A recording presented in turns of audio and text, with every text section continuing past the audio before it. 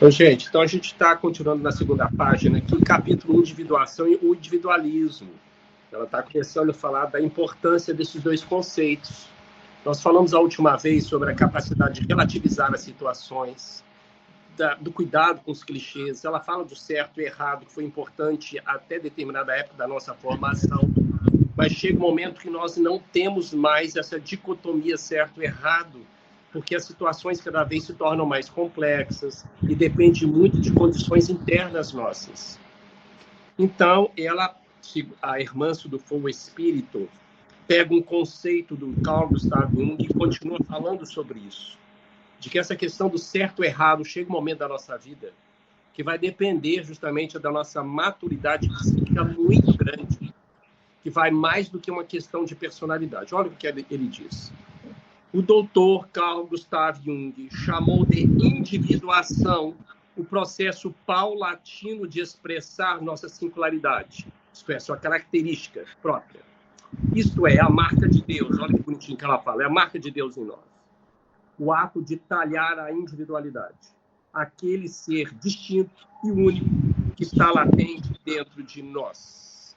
Isso é uma tese do Carl Gustav Jung, que realmente tem algum respaldo neurocientífico, tá? Vejam só, gente, o que é individualidade? Individualidade é as suas características da sua personalidade, é realmente que é influenciado pela genética, pelas crenças que nós falamos, a educação, a religião. É o que faz você ser do jeito que você é, realmente. Ela é mais ou menos estável, mais ou menos. O que o Carl Gustav Jung, segundo a sua teoria, o que ele chama de individuação? É algo que vai mais profundo do que a individualidade. A individuação, guardem isso, é a busca pelo autoconhecimento. É aquela forma de descobrir o eu mais interno. É descobrir as suas necessidades, aspirações mais íntimas. É o que destaca você da multidão. Há pessoas que podem ter uma individualidade parecida, porque não foram criadas na mesma cultura, têm os mesmos gostos, a mesma genética, etc. Mas essa individuação, segundo a tese do Carl Gustav Jung, é isso que vai. É o eu mais profundo, que me diferencia do meu núcleo religioso, da minha cultura, da minha família, dos meus filhos, da opinião dos outros. E o cérebro, uma notícia infeliz, ele também não gosta disso, porque o cérebro é hipersocial. Olha os automatismos que nós temos que vencer. Somos nós. Esse automatismo que eu já expliquei é importante para nós. A solidão é horrível, é capaz de aumentar de Alzheimer e vai por aí afora. O nosso cérebro, gente, é uma estrutura hipersociável. Ele tem necessidade de pertencimento. Isso atinge uma forma mais alta no período da adolescência. Todo mundo aqui já passou por isso, queria ter seu grupinho, a gente queria ser igual ao outro colega. Isso é uma característica de identificação. Algumas pessoas ocorre mais intenso, menos intenso. Todos nós temos uma necessidade de pertencimento. Isso é do cérebro. É parte daquele comportamento de bando. Eu tenho, todo mundo tem. Eu preciso pertencer à minha religião. Eu preciso pertencer ao meu grupo. Eu preciso pertencer àquele clube. Eu preciso pertencer a esse grupinho aqui do grupo de estudos. Isso faz parte do meu cérebro. Por isso que uma pessoa que vai viver no meio do mato, do nada, ela vai ter problemas psíquicos, cedo ou mais tarde. Existem vários casos disso. A pessoa tem uma desregulação da sua própria emoção. Ele não consegue mais identificar quem é ele mesmo. Porque eu me reconheço através de vocês. Olha que coisa interessante. O cérebro nos ajuda a dar isso, essa referência. Mas não vamos tão a fundo em relação a questões de cérebro social, que eu estou querendo aqui dizer... Sobre a identificação é interessante. Quando eu trabalhava no banco, não sei se acontece com todo mundo, quando eu trabalhava no banco, eu era a Ângela do Banespa. Então, quem que é você? Eu sou a Ângela do Banespa, Ângela do Banespa. Quando eu saí do banco, quem que eu era agora? Aí eu comecei a ser a Ângela do Dom Pedro.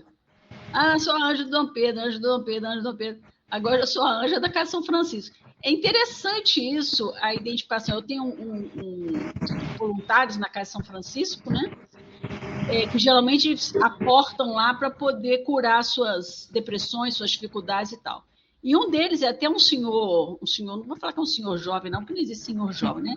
Mas um senhor que aposentou agora da polícia, e ele aposentou em janeiro, e ele falou exatamente isso. Eu passei não sei quantos anos, falou quantos anos que eram lá, sendo o comandante de um pelotão. Eu aposentei, o que eu sou? Ele está com dificuldade de identificar quem ele é. Então, assim, aí já tentou várias coisas, já tentou grupo com os amigos, já tentou no grupo do motoqueiro, grupo não sei de quê, já tentou vários grupos e não se identifica.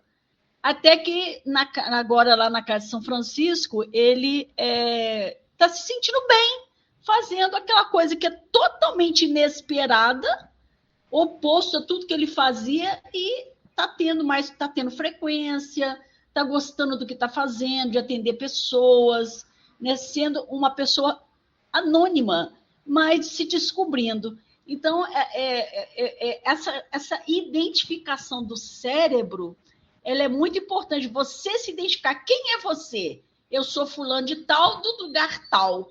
Né? Eu sou, em casa, eu sou a Ângela, mãe do Demétrios. Eu sou fulano, tia não sei de quem. Então, a gente está sempre pondo uma referência. Mas como sair toda essa referência? A gente é quem, né?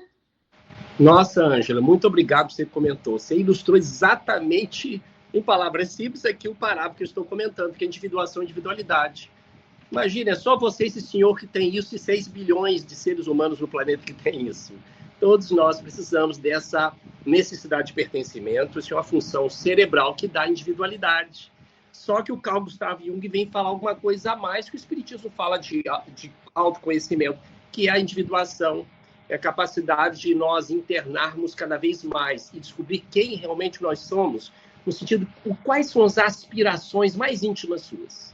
Você tem até vergonha de dizer, mas quais são? Quais são as necessidades mais íntimas? Quem é o Carlos? Quem é o fulano? Quem é o ciclano? Que vai além das questões da individualidade, tá, gente? Não é religião, não é função, não é profissão, não é gosto, é porque eu sou extrovertido, eu sou introvertido, eu gosto de música, eu gosto de comida. Não. A individuação vai além. Então, nós precisamos das máscaras sociais, que são as nossas referências. Então, é natural que a gente, em um ambiente, se comporte de uma forma ou de outra. Não é que tem duplas personalidades, não é isso. Isso é uma adaptação social de sobrevida. E o cérebro, ele faz isso muito bem feito, porque nós precisamos disso para sobreviver. Mas o que o Carl Gustav Jung está falando dizer é que a gente tem condições de ir além dessa individualidade e a necessidade disso, vencendo os padrões automatizados do nosso cérebro, porque nós somos bando. É o nosso cérebro com espelhamento, que eu tendo a repetir aquele ambiente de trabalho que eu estou. Que eu tendo de... Se eu sou um policial, tenho que me comportar como policial. Se eu sou médico, se eu sou um bandido, se eu sou um mau caráter, se eu sou um mafioso. É assim, gente. Eu vou realmente reproduzir, replicar o meu ambiente e as pessoas que estão à minha volta. Então, justamente é isso. Essa individuação é que vai dar a nossa singularidade. É nos afastar de forma, pelo menos positiva, desse automatismo do mundo, da tribo, do que eu tenho que fazer e ser o que eles fazem. É isso que dá o caminho realmente da individuação e da espiritualização. Eu costumo dizer, e outros pesquisadores, que esse caminho da espiritualização é muito individual.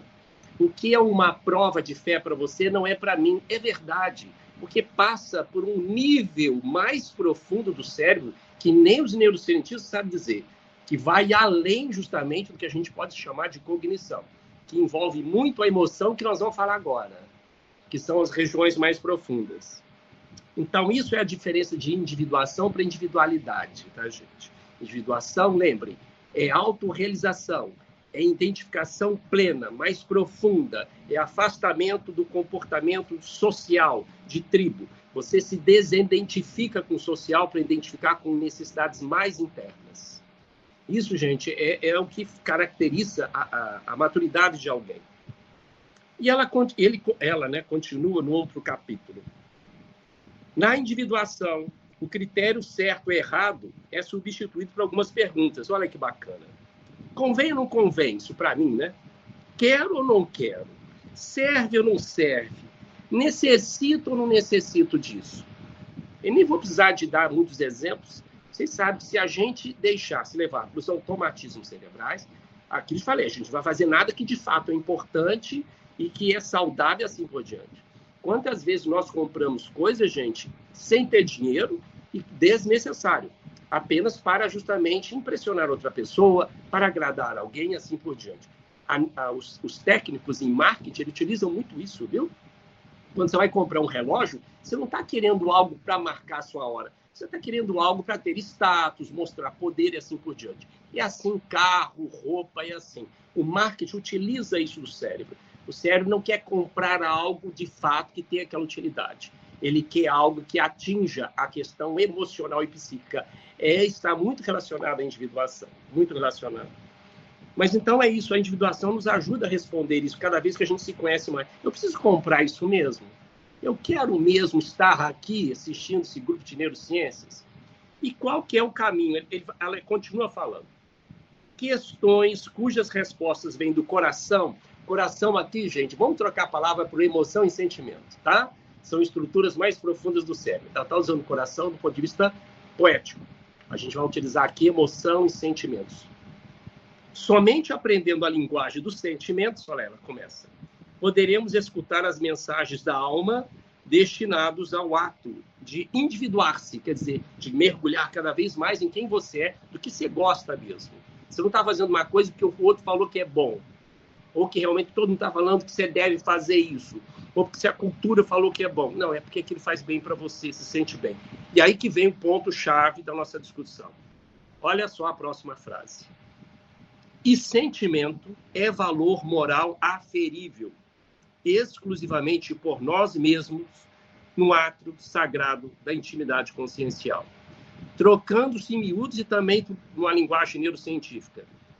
As emoções e os sentimentos, gente, é um valor que é aferível somente por nós mesmos. Como nós falamos em outros encontros, do ponto de vista neurocientífico e da neurociência do comportamento, o que valida nossas experiências são as emoções e os sentimentos. É aí que é o ponto. Por mais que eu vou ter cognição e racionalizar sobre uma relação afetiva de amizade, de um emprego, seja lá o que estou fazendo de um curso. Se, por mais que eu coloque que aquilo é importante, se eu não tenho uma valência emocional positiva, se as minhas emoções não trazem para mim que aquela experiência é boa, provavelmente eu não vou conseguir manter naquela situação, naquela constância. Isso em qualquer situação. Eu poderia dar N exemplos. Então, guardem isso, gente. Isso é um princípio da neurociência. É óbvio que a gente não pode ficar se levando só pelas emoções, mas isso é um princípio básico. As nossas experiências são validadas pelas emoções. Por mais que você racionalize uma experiência, mas se ela é negativa, ela dá tristeza, ela dá medo, ela dispara isso constantemente, não vai conseguir manter naquilo. Então, gente, a emoção é essencial. É isso que ela está querendo dizer. A emoção e sentimento. Por mais que você fale, explique, racionalize, vai chegar o momento que, por mais que você repita aquela experiência, ela não está te provocando emoções de valência positiva, não vai rolar. Eu só quero lembrar, gente, isso é uma expressão da neurociência. Valência emocional é justamente a marca, é o carimbo das emoções. Se é uma valência emocional positiva, emoções positivas, alegria, etc. Valência emocional negativa, medo, tristeza e etc. Que elas são rápidas. Então, as experiências vão te trazer rápido essas emoções que são inconscientes. E ela vai dar o marco, o carimbo da experiência. Existe, só para vocês terem uma ideia, um trabalho neurocientífico feito entre casais que, por exemplo, apenas um exemplo, os casais que têm interações emocionais negativas, eles têm que ter pelo menos 4 interações positivas para justamente não desfazer da relação. Isso é uma linguagem técnica para explicar uma situação tão complexa, mas para vocês verem, entenderem como é a importância, a valência emocional, isto é, validar a experiência pelas emoções. O casal tem uma experiência emocional negativa, ele tem que ter pelo menos 4 positivas logo depois, ao longo do tempo, para dar sentido àquela relação. Então, veja que as emoções validam a nossa experiência. Então, gente, é uma das questões para tomar as decisões. Por mais que a gente tenha razão numa tomada de decisão, e tem que ter mesmo, as emoções que produzem os sentimentos vai nos ajudar a escolher, muitas vezes, ou tomar uma decisão. Não é intuição que eu estou falando. Eu estou falando mesmo de emoção que dá na hora. O sentimento, nossa, que não é legal, tá ruim que eu estou fazendo, não tá bom demais. Nossa, que emoção gostosa que eu estou sentindo. Que prazer bom estar aqui. Então, a razão irá nos ajudar nisso ou não. Mas é isso que ela está querendo dizer. É justamente a individuação que vai nos ajudar a ler as emoções e os sentimentos. E ela continua, olha só o próximo parágrafo. Somos aquilo que sentimos. Isso tem profunda colocação em neurociências. Segundo alguns neurocientistas, eles falam que o Homo sapiens é um ser emocional que pensa. Olha só a importância das emoções, medo, raiva, alegria. O Homo sapiens é um ser emocional que pensa. Então, realmente, o pensamento vem depois, mas a emoção é que surge primeiro. Então, gente, nós somos aquilo que sentimos, é a emoção e sentimento. Então, por mais que você racionalize, que é importantíssimo, mas o que vai, eu repito, no nosso dia a dia, é realmente as emoções e sentimentos que vai direcionar você para escolher isso, aquilo, verbo B, para falar aquilo, para não falar aquilo. Da importância da inteligência afetiva, da inteligência emocional, do que nós estamos fazendo, ou pretendendo aqui ensaiar, para que a gente possa cada vez mais ser mais consciente do que está sentindo e assumir isso, das nossas emoções e sentimentos. Que todos nós sentimos raiva, medo, inteligência, seja lá o que for, aversão, egoísmo, vai por aí afora. Então, ela disse, nós somos o que sentimos. Aí ela vem, falando até o exemplo que a Ângela disse, as máscaras não destroem essa realidade.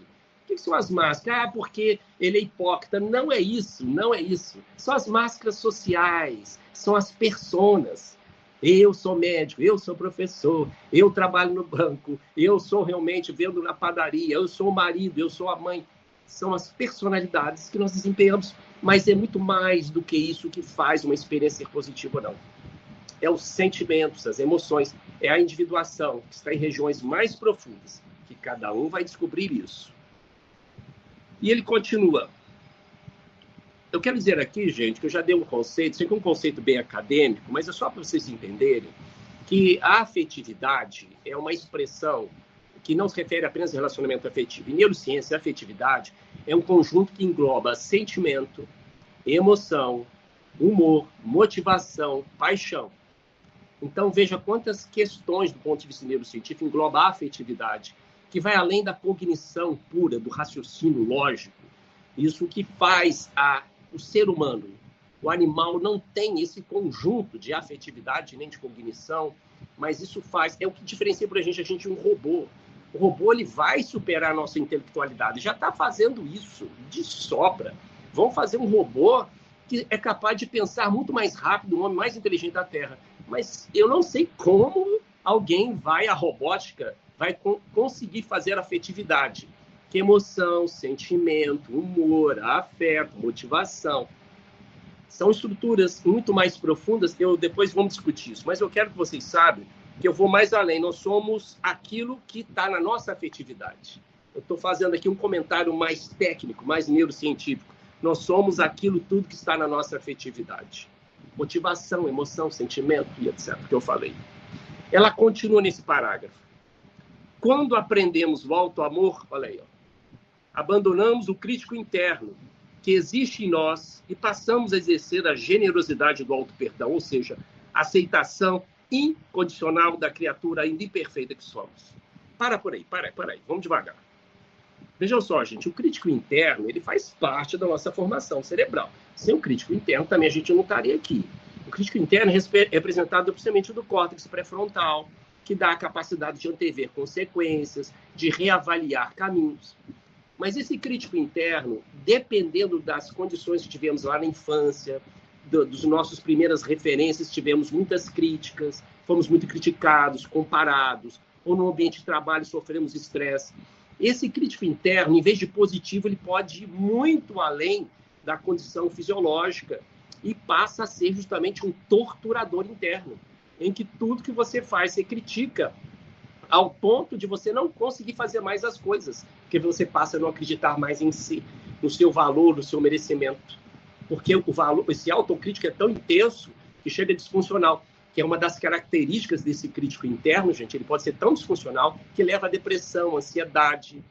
O paciente que sofre de bipolaridade ou de transtorno de personalidade, esse crítico interno está muito além. Como existem algumas patologias que ele está muito a zero, praticamente. Uma situação menos comum. Esse crítico interno é importante. Só que dependendo dos estímulos que nós tivemos na infância, que estamos tendo, ele vai acabar justamente com o nosso auto-amor, nosso auto-perdão, os nossos autocuidados, a nossa capacidade de aceitação. Então, esse crítico interno existe, mas temos que conversar com ele, porque nós temos a capacidade de ter essa aceitação incondicional, senão a gente não evolui. Ninguém espiritualiza-se, ninguém ama o outro de fato se não tiver autoaceitação. Guardem sempre isso, não tem como. A pessoa pode fazer um trabalho de caridade maravilhoso, ela vai ser levada aos céus, mas vai ter conflito do outro lado com ela mesma. A gente vê isso nas obras espíritas, viu, gente? Pessoas que fizeram muito bem na Terra, chegaram no plano espiritual, mas não estão bem completamente com elas mesmas, porque faltaram esse auto-amor com elas mesmas. Elas fizeram justamente essa compaixão para os outros, mas esqueceram de incluir elas mesmas. Então, aqui é um chamamento para que nós possamos cada vez mais ter autocompaixão por nós mesmos. Não é pena, não é isso. É autocompaixão, se colocar no auto-amor. Oi, alguém falou? Pode falar. Esse crítico interno é a nossa bagagem de traumas, de conhecimentos passados, de culturas, de educação, seria isso? Seria assim uma caixinha que está ali incomodando, que não sai do lugar e que a gente não tem coragem de mexer? Seria isso? É também isso, Ângela, mas ele tem uma função importante. Ele vai depender dos estímulos que ele recebe. Por exemplo, uma criança que foi muito criticada na infância, vamos dizer, ela vai ter um crítico interno ferrenho. Uma criança que sofreu muita comparação, e vai ser difícil a crítica. Uma pessoa que teve uma educação de perfeccionista não pode errar. Esse crítico interno vai ser implacável e pode levar a essa pessoa... Não, foi isso que eu imaginei. É isso mesmo que eu imaginei. Esse crítico interno está funcionando, ele é representado principalmente o córtex pré-frontal, que é importantíssimo. Mas esses estímulos negativos vão fazer o crítico interno ter uma função de torturador mesmo, de bloqueador dos nossos sonhos, dos nossos programas, da nossa evolução como homem e até como espírito aqui, falando como espírita. Então, tipo, eu não mereço, eu não sou capaz, eu não consigo, eu não mereço ser amada, não mereço amar, não mereço crescer, não mereço fazer, não é isso? Exatamente. Só para você ter ideia, o crítico interno está completamente fora do eixo no paciente com depressão maior. É um troço assim, é um carro descendo a ladeira sem freio num paciente com depressão. E como é que expulsa o crítico interno? Isso tem várias técnicas. Uma delas justamente é a individuação, que é a nossa capacidade de fazer justamente o reconhecimento. Uma dessas técnicas, gente, é simples. Estou falando apenas uma, respondendo a Ângela. É respiração, tá? A respiração faz você se conectar justamente com esse crítico interno e acalmar ele, porque um dos que responsáveis por ele é também a amígdala. Lembra que eu te falei da amígdala? A amígdala é uma estrutura profunda onde dispara nossas emoções mais básicas. Raiva, medo, tristeza, alegria também, nojo, surpresa. A amígdala está sempre em ação, ela é bendita para nós. Eu já falei, sem medo, sem tristeza, sem raiva, ninguém vive. Só que ela muitas vezes está muito ativa. E uma das formas físicas, técnicas, de diminuir a ativação dela é através da respiração. Inspirar, reter, soltar. É respiração pausada. A gente não sabe respirar. Quando nós fazemos isso, segundo os trabalhos de neurociência, nós diminuímos a atividade da amígdala, porque nós fazemos o córtex pré-frontal ele ficar mais ativo durante a respiração e o córtex pré-frontal tem uma ação sobre a amígdala. Então, gente, respirar 2, 3 minutos. Mas vejam bem, as pessoas começam a fazer isso somente quando estão no estresse. Nós temos que ter o hábito da meditação. É uma coisa que eu estou querendo cada vez mais fazer, estava até falando com a minha esposa, que como é um exercício, igual você vai na academia e faz exercício, e de repente você quer correr, você nunca vai conseguir correr se você não tiver aquela constância. Essa respiração, gente, uma coisa muito prática, deve ser feita. Outra delas é a própria prece, uma forma de meditação. Que quando você medita e faz uma prece e mergulha com sinceridade diante de você, você justamente diminui esse crítico interno, diminui a atividade da amígdala.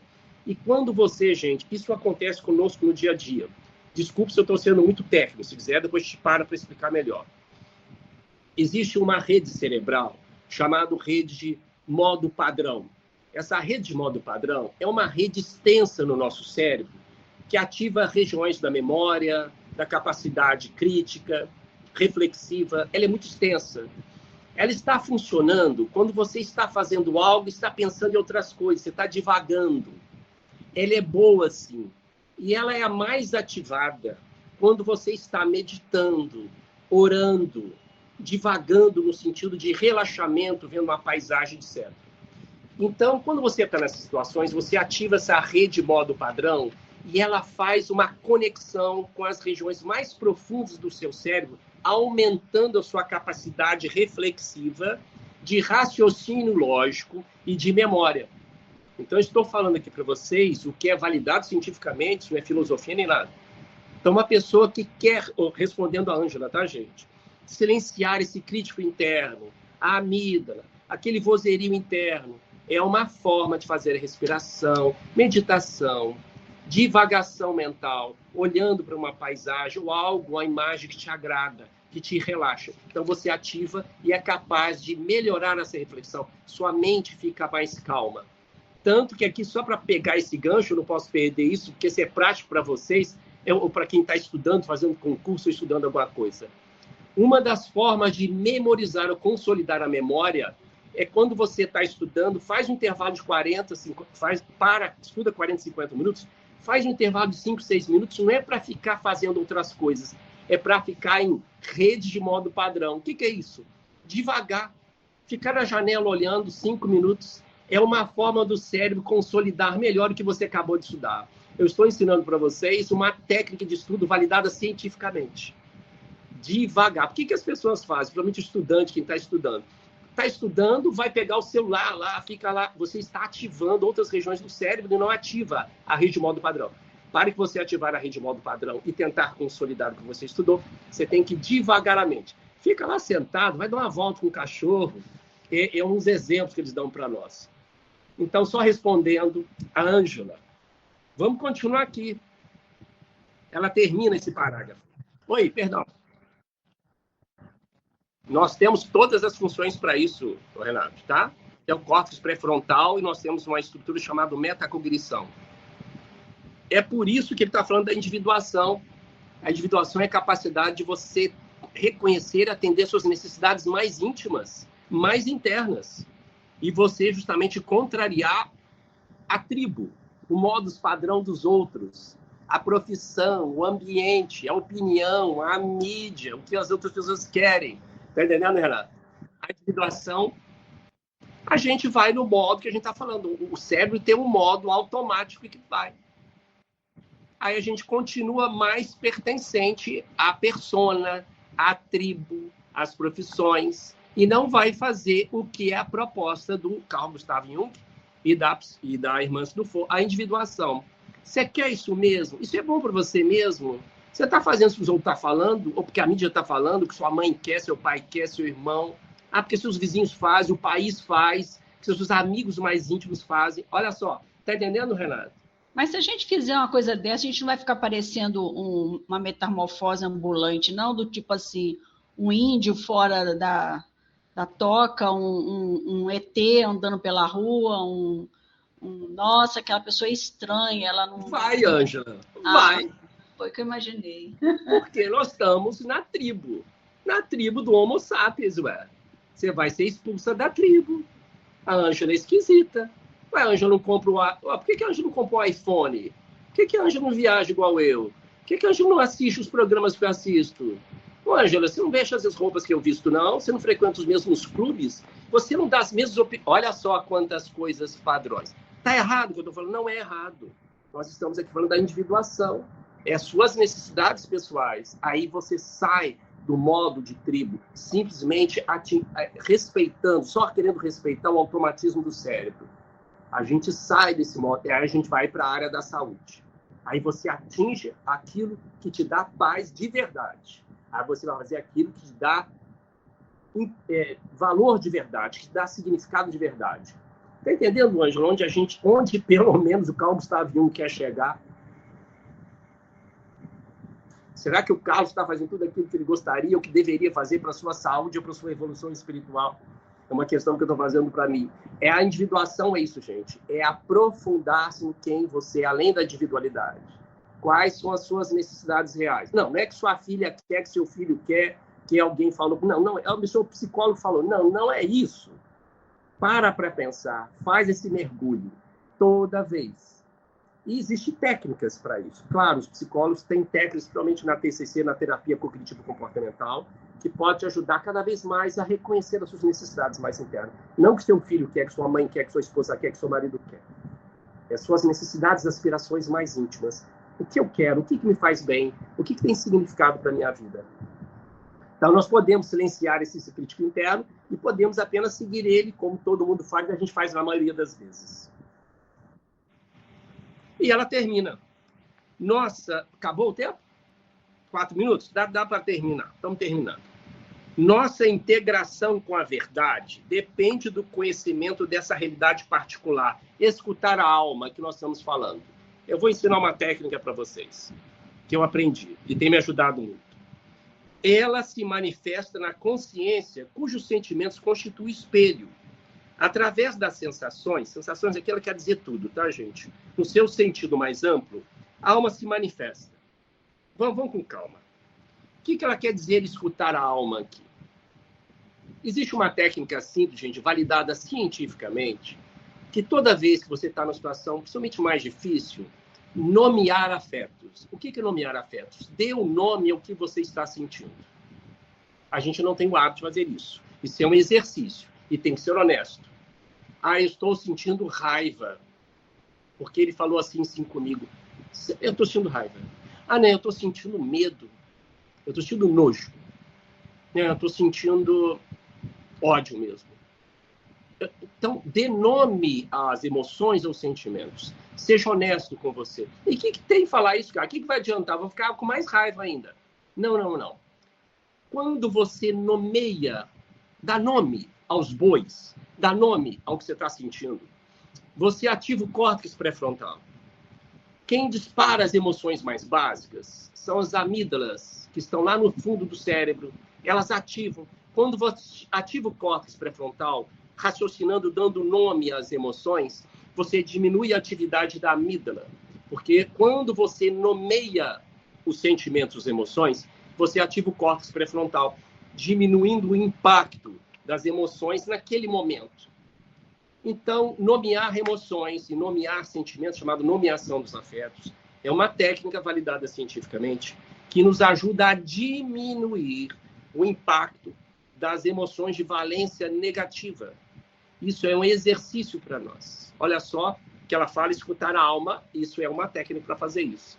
Outra forma, meditar, fazer prece, fazer divagação mental, conversa consigo mesmo, vai fazer uma caminhada na natureza, vai justamente abrir a janela, deixa-se levar pelos pensamentos sinceros, mas sem julgamento. Existe uma técnica chamada Mindfulness, não vai dar para explicar agora, porque o nosso tempo está esgotando, mas eu vou entrar em detalhes sobre isso, que é uma técnica comprovada cientificamente, a gente pode fazer andando. Depois eu falo sobre isso. E o que ela vem dizer justamente escutar a alma é isso, que é um dos caminhos para a individuação. É saber quem que é o eu verdadeiro de cada um de nós. Isso é um trabalho que dá trabalho e o cérebro não gosta de fazer isso, porque gasta energia e ele vai sair do automático dele.